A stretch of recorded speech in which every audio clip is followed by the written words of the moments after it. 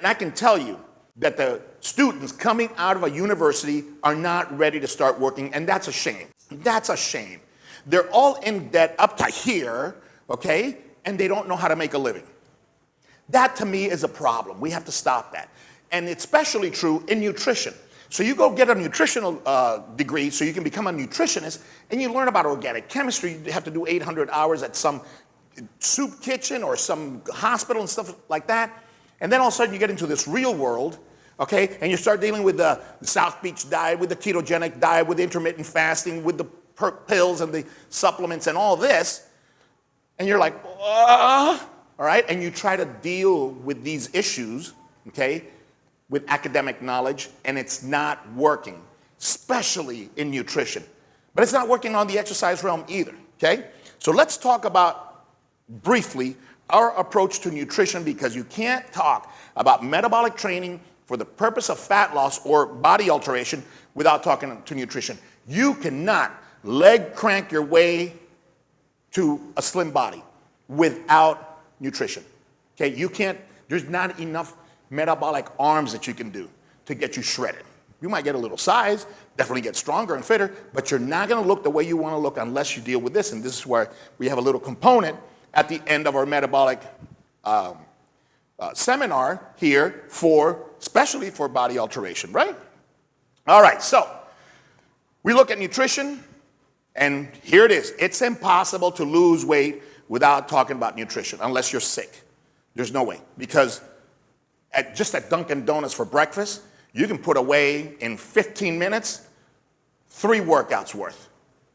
3 workouts worth, because if you think that Fitbit is right and all your little watches are right and your apps are right, let me tell you, you're not.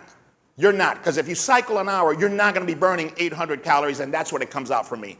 No friggin' way. So all of that overestimates what you burn. So let's start with that one, okay? But assume that I burn 800 calories in an hour, which I don't, okay? Man, one Chipotle burrito throws me back 1,200 calories, 1,100 calories, 1,000 calories, depending on what I'm eating. And I've got 3 or 4 meals left. So what am I going to do with that? Got it? So you got to talk about this. So generally speaking,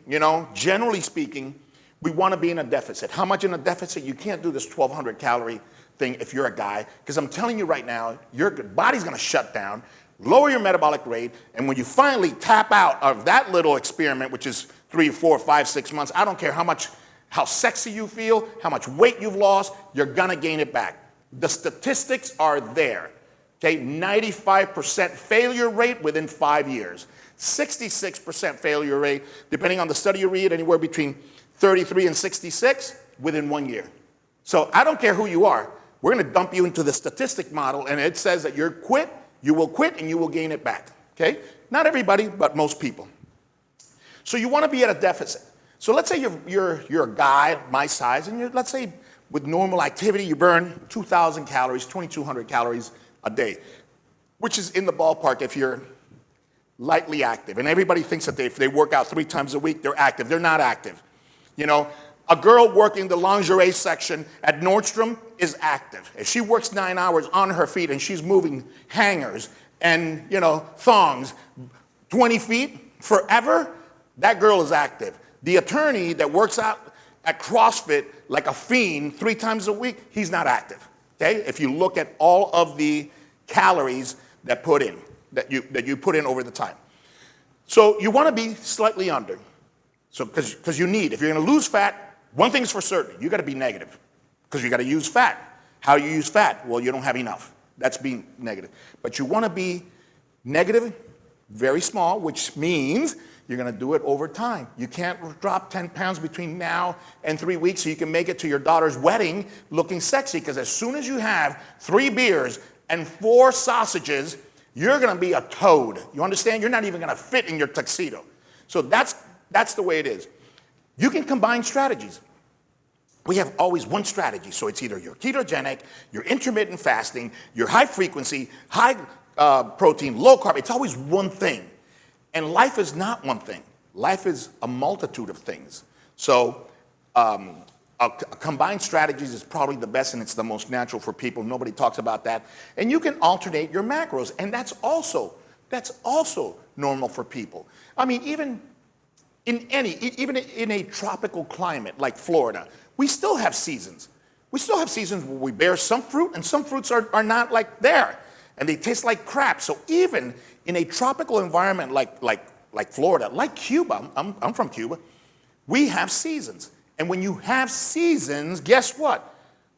Your macros change.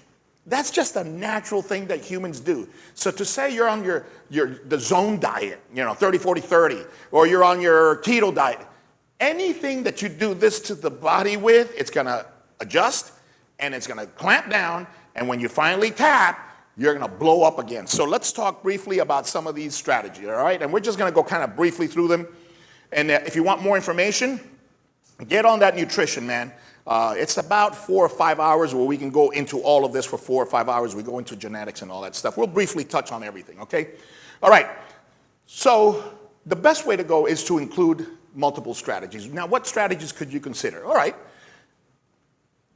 different methods of reducing calories. At the end of the day, you gotta be in the negative, which means you gotta reduce calories, okay? So what do you have to look at? All right, what do you have to look at out there? Well, they're offering you various fasting programs. Now, intermittent fasting takes on 50 million shades of gray or brown for BS. Now they have intermittent fasting where you feed for only 6 hours, 8 hours, 12 hours. Pretty soon intermittent fasting is where you feed for 18 hours. Well, it's intermittent because you're not eating for 24. So technically everything is intermittent. So they get into that semantical stuff. Look, at the end of the day, okay, any fasting you do is going to allow you to spend time without food. We hate that. The body loves it. For example, I can't sleep hungry. I can't sleep hungry, man. I go nuts. I'll wake up in the middle of the night. Can't sleep hungry. But the body loves to sleep hungry. Weight loss loves to sleep hungry.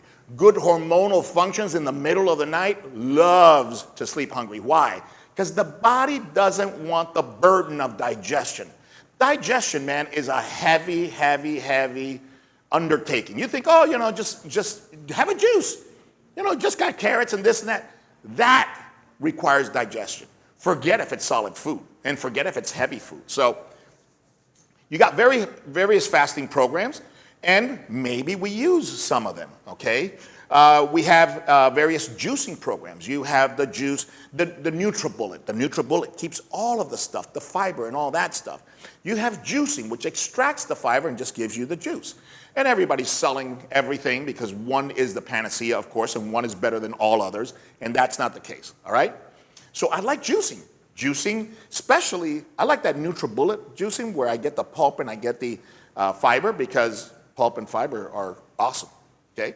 So I love the juicing, and maybe you can use that, and I'll show you how to use that in the nutrition section, man. I got this juicing thing down for specific strategies that it is unbelievable, all right? You can go to say, all right, I'm going to reduce portions. And let me tell you, of all things, this reducing portion is the most important, period, end of story. Now, reducing portion takes on a weird look with intermittent fasting. Why? Because intermittent fasting says that, let's say that I wake up, I have a little coffee, which technically you don't have anything, but let's say I don't think a coffee, a black coffee, or even a coffee with a little bit of cream is gonna do anything to you, especially if you're not eating for 12 hours. So that just gets lost in the ether, right? So let's say that you wake up and you're a nurse, and you're going for, or a firefighter, and you're going for a 12-hour shift, okay? And you're not gonna eat, because once you hit the emergency room, you're an emergency room tech or surgeon or nurse, and it's like bang, bang, bang, bang, bang, especially the graveyard shift, which is horrible. But anyways, you don't eat for 12 hours. You get home, you do some errands. By the time you eat, all right, you might be 16 hours in, sleep 8 of them. So you gotta have one meal. That's the real intermittent fasting. Well, how much are you gonna eat in that one meal, until you feel full, until you feel disgusting? You will probably be full, but your mind will continue to eat. But if you're just sensitive and you eat slow, and they say, all right, you're going to eat just once. Eat whatever the heck you want. But stop when you're full, for crying out loud. And like when you're really full. Not about to bust out and vomit. No, when you're just comfortably full, but really, really satisfied. Me, for example, I should be able to eat 2,500 calories, and I do. If I eat 2,500 calories, I maintain. I eat 2,000, I start to lose. I eat 2,000 and I do an hour of cardio a day, I start to lose pretty quick. But I got to stay on it. I mean, I can't miss a day. I can't miss a day. I got to go. Go. If I miss a day of cycling, then I got to reduce. Then I got to go from 2,500 to 2,000. Got it? At 2,500 with an hour of cardio a day, I'm rocking it. And at 2,500, I'm not belly hungry, okay? But, you know, my mind is like, and I'm an idiot like everybody else, and I don't drink water, and I should drink water, and a lot of times I don't practice what I preach, and that's the truth. That's why you don't see me complaining about my body weight. Why? Because I know what I do wrong, and I still do it wrong. Why? I got 50 million reasons like everybody else. You know what? I'm super busy. I'm doing 4 certifications at the same time. I put in 14 and 16-hour days. When I get home, I don't want to deal with that. Sorry. That's what it is. And as long as I'm like that, I'm going to be 225 instead of 210. That's the truth. And that's what everybody needs to understand. Now, I'm happy being healthy, fit, 225. Would I be happier? Would I look better at 210? Hell yeah. Would everything in my blood work improve? Yeah. Do I plan on doing it one day? Yeah. Have I been able to successfully do it with my lifestyle, with the speed at which I live? No. So don't complain. Understand. The stuff you're doing is pretty good, so it makes you look like that. Do I look all beat up, fat, and no, I don't. So I'm holding my own for 60. I'm good for now. Got it? So that's the mentality, guys. We can't have $20,000 going to a dealership and expect to walk out with an $80,000 Mercedes. It just can't happen, but that's the way we deal with nutrition. So if you are doing intermittent fasting and you're going 16 hours without food by the time that you sleep and you do your work, by the time you eat, you can eat. You're not reducing portions. You're increasing portions, but the frequency is so small that your stomach starts to shrink. If you're more sensitive, of course, you're intermittent fasting now because it's convenient and it's getting you somewhere. So if you're conscientious to say, you know what, I'm full. Anything else that I eat, I'm eating out of addiction and habit, and you can stop there. There's no way I'm going to consume 2,500 calories at one meal, especially if I'm used to doing that, if my stomach is already sensitive and it's already small. Your palate changes too. So the things that used to taste good don't taste good to you. When I was younger, I could eat Doritos and I could eat crap like that. You put that in my mouth now, I'm going like, ah. I'm super sensitive to salt because I eat kind of low salt because I don't like it. So when I go out to a restaurant and they give me a steak and it's high in salt, I mean, I can feel it and I'm blown up the next day. I don't like that feeling. So I have the tendency to not go to those restaurants and not eat those meals because I know they're going to taste awesome, but I know how it's going to make me feel. So I'd rather go to a place like here, True Foods, that's all organic, low salt, and everything is cool, than go to, you know, some other place, Trulux, where it's beautiful, delicious food, and you're blown up like a toad because they put all kinds of great stuff in it. Hey, that's the way it is. That's what you have to think about, all right? So your reduction in portions works if you're doing frequent. Your reduction in portions really don't come into play if you're doing intermittent fasting. Although, relatively speaking, when you start doing intermittent fasting today and you go to intermittent fasting 5 weeks from now, you'll probably eat smaller portions. Why? You're more sensitive, your stomach is smaller, and you're getting into a groove, okay? Now, reduce frequency. So let's say, you know, how do I reduce calories? Well, you know, you can fast, you can juice, you can reduce portions, you can reduce a meal. So if you're normally one of these people that stay at home because you have a home business or whatever, you have that luxury, all right? Or you're super disciplined and you're like a bodybuilder disciplined person.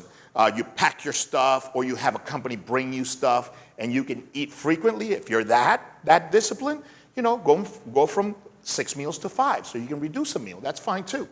All right? Vary your macros. So how can I eat the same? Listen to this. How can I eat the same regardless of portion? How can I eat the same amount of calories, forget about activity, and burn more? And this is one of the strategies that I use with my clients. What can I do? I can vary my macros. I can select, I can bias or select more, or preferentially select the foods with the highest thermic effect of food. What is that?